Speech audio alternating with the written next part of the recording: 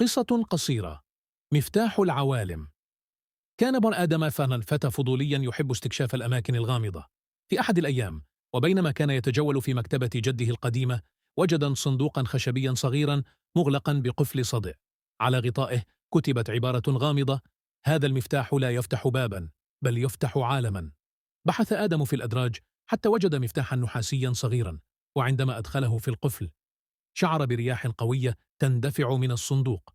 فجأة لم يعد في المكتبة، بل في غابة غريبة مليئة بالأشجار العملاقة والكائنات العجيبة.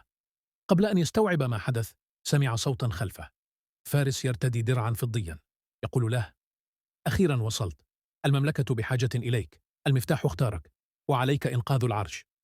نظر آدم إلى المفتاح في يده، ثم إلى القلعة الضخمة في الأفق، وأدرك أن هذه كانت بداية مغامرته الكبرى. النهاية، أو ربما البداية. سؤال: لو وجدت مفتاحا مثل هذا، هل كنت ستفتحه؟